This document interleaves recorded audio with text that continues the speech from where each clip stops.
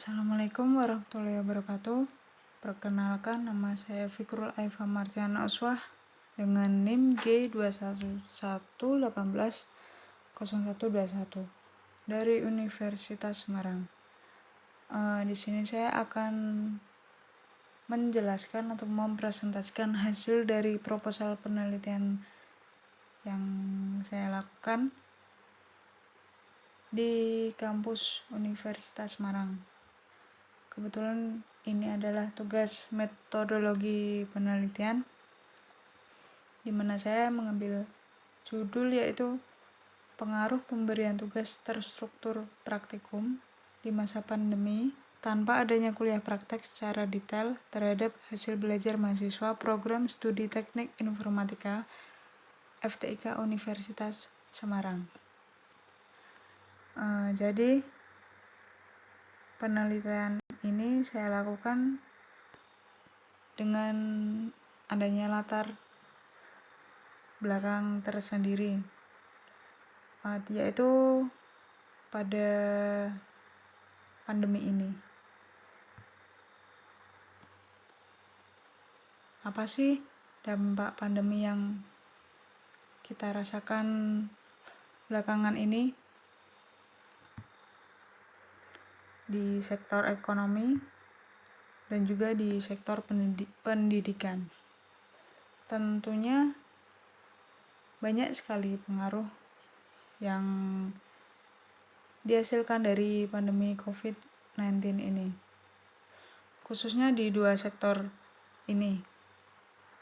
Nah, karenanya dari sini saya mendapatkan inspirasi untuk melakukan penelitian di kampus Universitas Semarang. Dan juga pandemi ini sebetulnya memberikan dampak yang besar di sektor ekonomi dan juga pendidikan. Turunnya target individu dari biasanya itu membuat perekonomian negara itu semakin sulit. Misalnya penjualan dari harga sekian juta itu turun menjadi sekian juta. Bahkan banyak yang dikeluarkan dari pekerjaan untuk meminimalisir omset dan pengeluaran perusahaan tertentu. Ini tentunya membuat banyak pihak yang rugi atas pandemi yang terjadi ini. Itu di sektor ekonomi. Bahkan di sektor pendidikan juga sama. Banyak terjadi perubahan, terutama pada teknik pembelajaran yang menggunakan daring atau online ini, di mana serba sulit mengingat harus menggunakan fasilitas modern. Fasilitas modern yang dimaksud di sini adalah laptop, bahkan untuk teknik informatika sendiri itu menurut saya membutuhkan laptop yang cukup tinggi untuk bisa menginstal beberapa aplikasi yang dibutuhkan.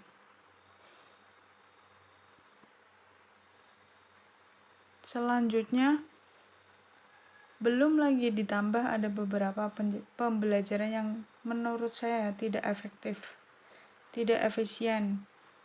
Bahkan saya sebagai mahasiswa tersendiri itu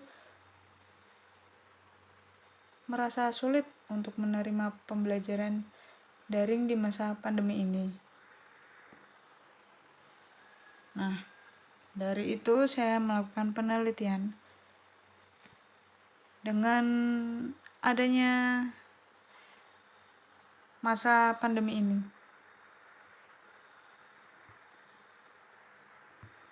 Berdasarkan judul tadi yang saya buat, tentunya ada abstraknya ya. Pada masa pandemi COVID-19 ini telah mengganggu proses pembelajaran secara konvensional. Maka diperlukan solusi untuk menjawab permasalahan tersebut. Pembelajaran daring merupakan salah satu alternatif yang dapat mengatasi masalah tersebut. Penelitian ini bertujuan untuk menganalisis aktivitas pembelajaran daring pada masa pandemi di jurusan Teknik Informatika Universitas Semarang. Lalu, berdasarkan hasil dapat diketahui bahwa pembelajaran yang dilakukan di masa pandemi berupa Zoom, WhatsApp, e-learning kampus. E-learning ini udah dibuat kampus itu semenjak awal pandemi. Kemudian jurusan menggunakan Telegram untuk komunikasi, Google Meet, dan juga Edmodo. Kendala yang dihadapi mahasiswa yaitu sulitnya menerima materi yang diberikan, kemudian mahasiswa kesulitan mengerjakan tugas terstruktur, khususnya praktikum, karena tentunya banyak yang belum paham. Kemudian ada latar belakang.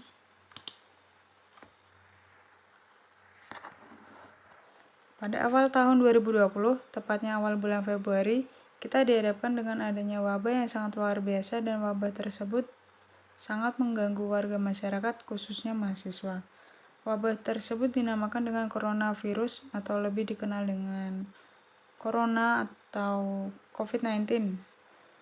Wabah yang sangat membahayakan ini memiliki dampak yang sangat luar biasa untuk seluruh dunia, khususnya di Indonesia, sehingga banyak sekolah, kantor yang tutup selama pandemi ini.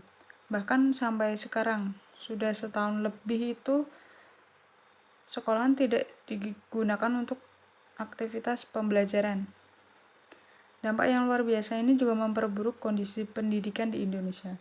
Sejak surat keputusan dari Menteri Pendidikan dan Kebudayaan terbit mengenai upaya pencegahan dan penyebaran corona, semua kegiatan pembelajaran konvensional mulai diliburkan sementara waktu. Kegiatan pendidikan berasa mengalami lockdown.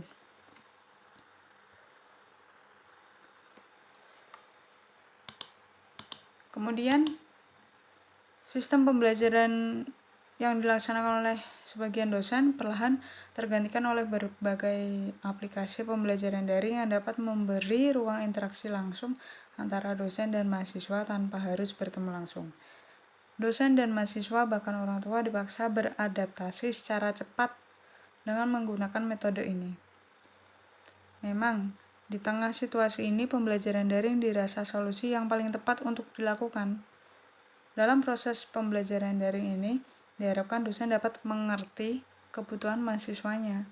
Terlebih, komunikasi hanya melalui media online akan menyulitkan mahasiswa untuk berinteraksi, sehingga pembelajaran pun menjadi sangat terganggu, khususnya praktikum, di mana pembekalan materi hanya terbatas dan hanya sebatas modul saja. Oleh karena itu, perlu adanya solusi dalam menghadapi tersebut. Jadi dari latar belakang itu bisa saya simpulkan bahwa pembelajaran online ini saya rasa belum efektif, khususnya pada mata kuliah praktikum, karena tentunya kan harusnya benar-benar dari nol kita memahami suatu mata kuliah, tapi saya rasa belum tersampaikan semuanya. Dan menurut saya hanya membagikan modul saja itu pun belum bisa cukup untuk mahasiswa itu menerima materi, karena perlu adanya praktik secara online langsung dan juga penyampaian materi-materi ke mahasiswa menurut saya. Kemudian perumusan masalah, beberapa dosen belum memiliki kesadaran pada sulitnya mahasiswa untuk mengerjakan tugas praktikum, di mana dosen tidak memberikan kuliah praktek secara online terlebih dahulu, mengingat tidak bisa kuliah secara offline atau langsung ke kampus. Dapat disimpulkan bahwa bagaimana langkah dosen untuk menyempurnakan pembelajaran online di masa pandemi ini, khususnya praktikum. Kemudian didapat batasan masalah. Keterbatasan waktu membuat peneliti harus cepat mengkaji masalah sehingga diperoleh batasan. Yang pertama, kinerja platform daring sebagai alat mahasiswa memperoleh materi. Kemudian faktor yang mempengaruhi dosen Universitas Semarang dalam keterbatasan menyampaikan suatu materi praktikum untuk mahasiswa. Jadi sebetulnya mahasiswa itu tidak perlu mengetahui faktor yang mempengaruhi dosen itu menyampaikan materi itu terbatas. Di sini menjadi batasan masalah pada penelitian ini. Kemudian kinerja platform daring itu juga menjadi batasan masalah karena bisa untuk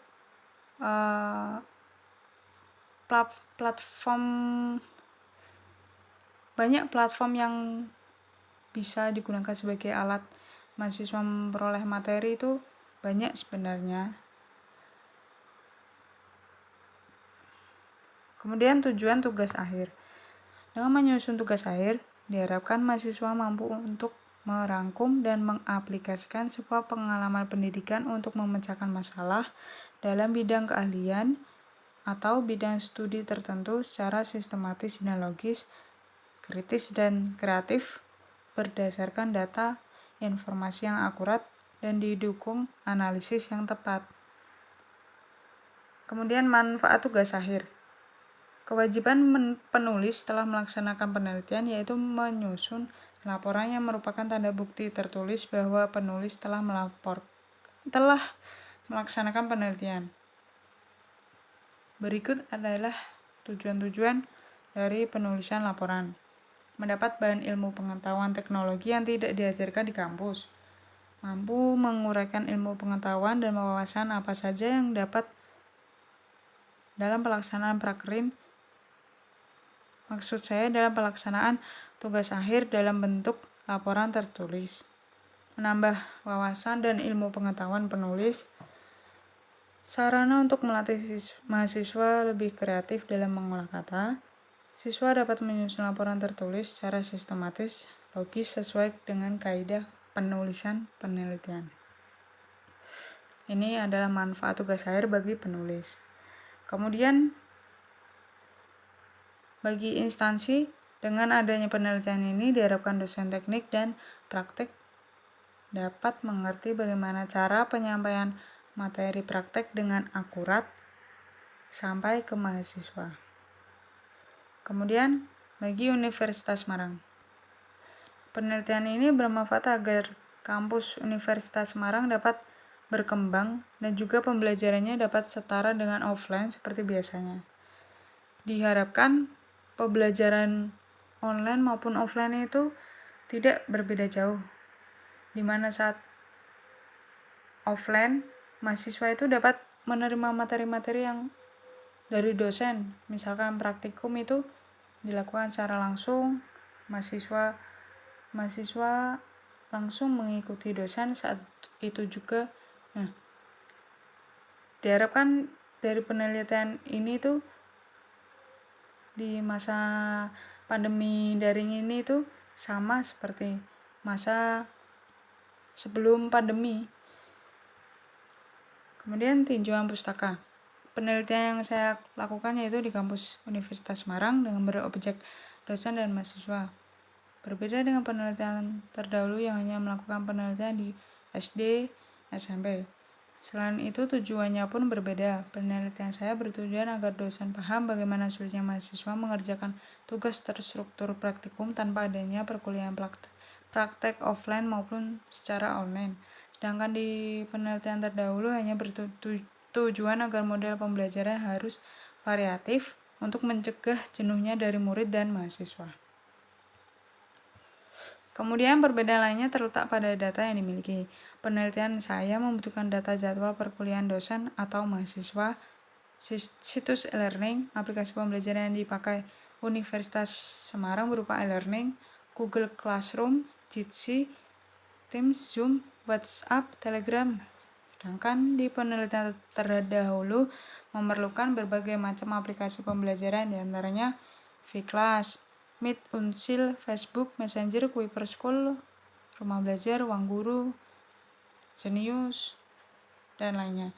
Perbedaan lainnya terletak pada metode di mana penelitian yang saya lakukan itu mungkin menggunakan survei pada mahasiswa lewat Google Form yang berbentuk nantinya itu akan berbentuk kuesioner dan melakukan wawancara kepada dosen yang bersangkutan.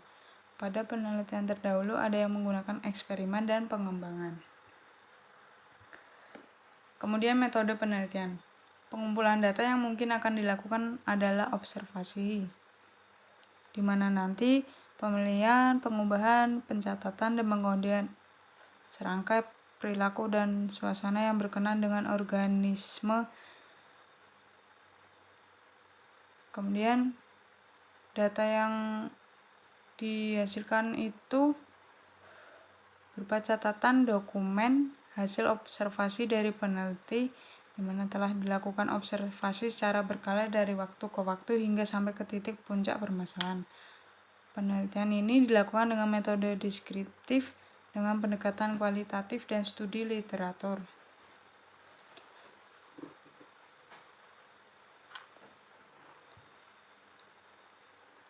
Kemudian, jenis data yang dikumpulkan merupakan data sekunder berupa hasil-hasil penelitian dari berbagai artikel, sumber pustaka, dan dokumen serta kalimat penjabaran dari jawaban subjek penelitian yang dilakukan dengan wawancara.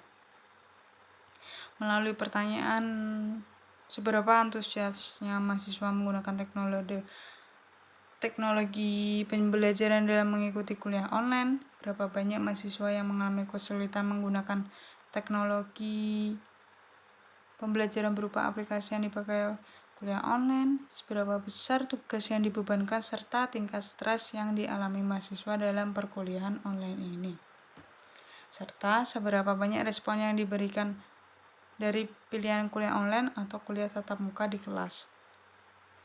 Langkah penelitian berikutnya yang dilakukan dengan teknik pengumpulan data melalui pengisian kuesioner yang diberikan kepada mahasiswa.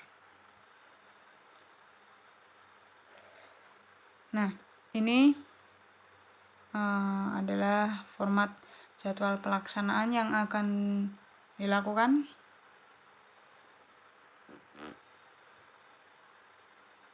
Kemudian yang terakhir ada daftar pustaka.